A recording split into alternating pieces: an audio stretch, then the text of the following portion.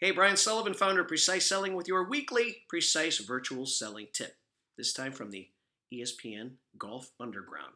We are really underground, but hey, we got the 12 hole, the Masters. God, I miss it. All right, back to work. So, today's presentation, today's very short tip is all about this. I want you to make your virtual presentations more interactive than they were this week. Now, as I mentioned, when I'm not teaching or coaching, I get to watch presentations. Some are really good, some are not so good. And I'm telling you, I'm seeing a lot more not great ones than good ones. But it's really easy to fix. One common mistake with all lame presentations is they turn into a monologue, meaning the presenter has their set of slides that they get through, and then at the end they say, "Are there any questions or concerns?" And of course, we've already lost the audience. They fell asleep long ago. They've already been on Facebook and LinkedIn. The great presenters will know that they should not go longer than 3, maybe at most 5 minutes before they stop and ask a question. It's like this. Hey, Joe, Sue, Phil, we just talked about this part of my solution. So based on what I talked about, how would this help you? Would it help you? All right, so if it did, when would this come in handy? All right, what would the outcomes be in your opinion? I mean, you're living it more than I do. You see, by asking those questions, it forces them to become engaged. And you know what's even better? They start thinking and they start speaking your presentation for you. So you know what the greatest virtual presenters do? They get the people on the other end of the camera to deliver their presentation. How do you do it? Let them sell themselves. Absolutely vital. And that only comes through asking questions. Another great benefit of asking questions is it gives you control in this presentation, but makes the prospect feel like they're in control. What do I mean? Well, think about how they feel while their lips are moving and yours are not.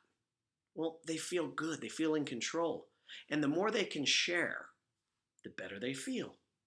Next, another great benefit of asking questions is getting your audience members to sell other decision makers.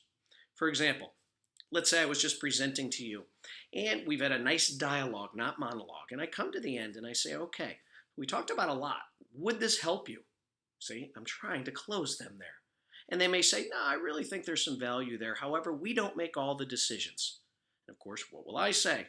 Well, curious, who as well as yourself makes the decisions? Now, they may throw out 2 or 3 names. And they say, you know what, Brian, I've got a follow-up meeting. Why don't I talk to my team on Monday? You call me on Tuesday. Well, you know what the below average person does, the presenter? Okay, I'll follow up on Tuesday. No, you're not going to follow up on Tuesday. You're going to ask this. You said you have got a presentation with your teammates on Monday. Would it be helpful for you if I make myself available for that sit down or that virtual meeting? Should any questions come up while you're presenting? Try to get in any meeting where someone's talking about your solution. And why is it? Well, it's because no one's going to deliver a presentation better than you. Don't just defer to the decision makers who are in that initial meeting. It is so important.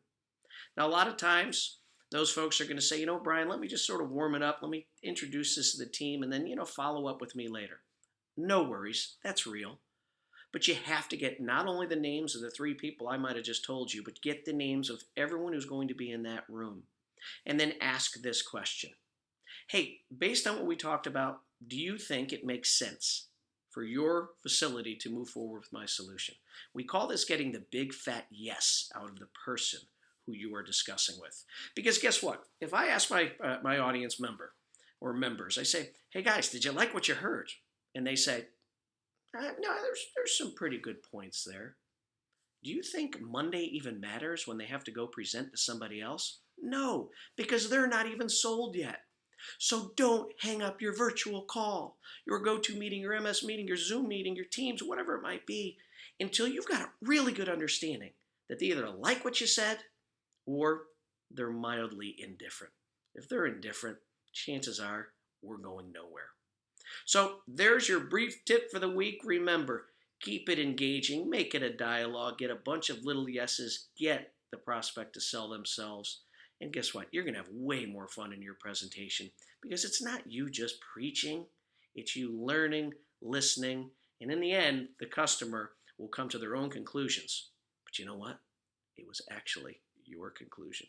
Hey, we'll see you next week for your precise selling virtual selling tip.